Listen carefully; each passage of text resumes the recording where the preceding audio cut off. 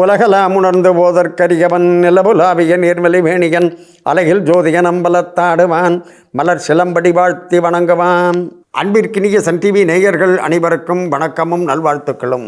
அன்பர்களே, இன்று கார்த்திகை 8 24/11/2025 திங்கட்கிழமை கார்த்திகை சோமவாரத்தோடு அமைந்திருக்கக்கூடிய இந்த அற்புதமான நாளில் உங்கள் அனைவரையும் நம்முடைய சிறப்பான ஆலய வழிபாட்டு நிகழ்ச்சிக்கு அன்போடு வரவேற்கின்றோம். இன்றைக்கு கார்த்திகையினுடைய 2வது சோமவாரம். இந்த கார்த்திகை சோமவாரத்தில் பார்த்தீங்கன்னு சொன்னாக்க சகல விதமான பெரிய சிவாலயங்களிலும் 1008 சங்குகளை வைத்து சங்காபிஷேகம் செய்வார்கள் சிவப்பரம்பொருளுக்கு. அது அப்படி சங்காபிஷேகம் செய்யப்படுவதற்கு என்ன காரணம் என்று பார்த்தோம் என்று சொன்னால், இறைவன் அக்னி வடிவாக இருக்கக்கூடியவன். அனல் வடிவத்தில் இருக்கக்கூடிய அந்த இறைவனை குளிர்விக்க வேண்டும் என்பதற்காக, எப்படி என்று சொன்னால், இந்த சோமவாரத்தில் சோமன் என்று சொன்னால் திங்கள், அதாவது திங்கள் என்று சொன்னால் சந்திரன், சந்திரன் என்று சொன்னால் குளிர்ச்சி. ஆகையினால் இந்த குளிர்ச்சி மிகுந்த நாளில் சங்கு என்று சொன்னாலும் குளிர்ச்சியானது. ஆகையினால் குளிர்ச்சியான சங்கில் குளிர்ந்த நீரை வைத்து அந்த இறைவனுக்கு இன்றைக்கு அபிஷேகம் செய்வார்கள். அப்படி அந்த குளிர்ந்த நீரால் குளிர்ந்த சங்கை வைத்து அபிஷேகம் செய்கின்ற பொழுது இறைவன் குளிர்விக்கப்படுகின்றான். அந்த இறைவன் அப்படி குளிர்விக்கப்படுகின்ற காரணத்தினாலே அவன் மகிழ்ச்சி அடைகின்றான். அந்த சந்தர்ப்பத்தில் நாம் அந்த இறைவனை வணங்கி என்ன வரம் கேட்டோம் என்று சொன்னாலும் அந்த வரத்தை உடனடியாக நமக்கு வழங்குகின்றான். அப்படிப்பட்ட இறைவன் பல்வேறு விதமான திருத்தலங்களில் அருள்பாலித்து வருகின்றான். அப்படி அருள்பாலிக்கக்கூடிய ஒரு திருத்தலம் ஞானசம்பந்த பெருமானாலே பாடல் பெற்ற திருத்தலம் அச்சிறுப்பாக்கம் ஆட்சீஸ்வரர் ஆலயம்.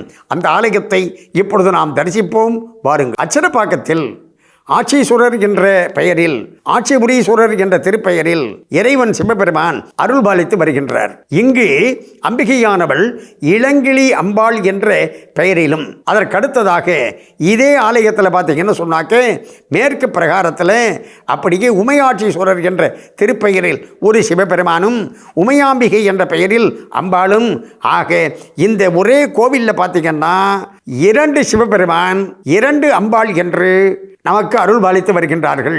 இப்படி எல்லாம் இரட்டையாக இருக்கின்ற காரணத்தினால நம்ம இந்த கோவிலுக்கு வந்து வழிபாடு செஞ்சோம்னு சொன்னாக்க நமக்கு நன்மையும் ரெட்டிப்பாக கிடைக்கும். இப்படி அந்த இறைவனிடம் சென்று நாம் அப்படி கேட்கின்ற நேரத்தில், இறைவா என்ன கேட்கணும் தெரியுமா? கடவுள்கிட்ட போய் நம்ம இதை கொடு அதை கொடுன்னே கேட்க மாட்டாங்க. அவனுக்கு தெரியாத நம்மளுக்கு என்ன கொடுக்கணும்னு. ஆகையினால் வேண்டத்தக்கது அறிவோய் நீ, வேண்ட முழுவதும் தருவோய் நீ.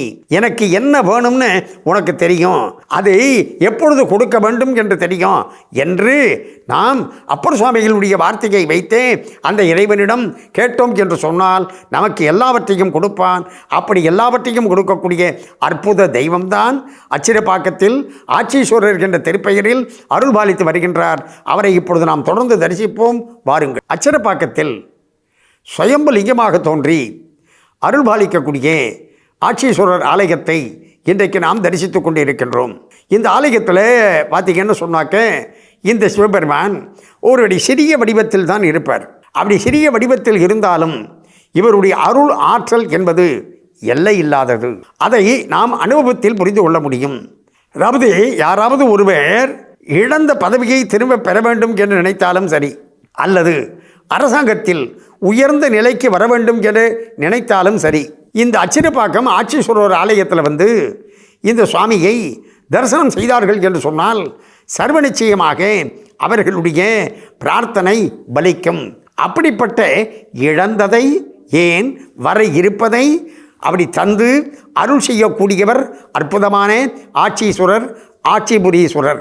இந்த ஆலயத்தில் இருக்கக்கூடிய இளங்கிளி அம்பாள், அந்த அம்பிகையானவள் எப்படி என்று சொன்னால், அந்த அம்பாளிடம் வந்து சரணாகதி அடைந்து நாம் பிரார்த்தனை செய்தோம் என்று சொன்னால் குழந்தை பாக்கியம் இல்லாதவர்களுக்கு உடனடியாக குழந்தை பாக்கியத்தை அருளக்கூடியவள்.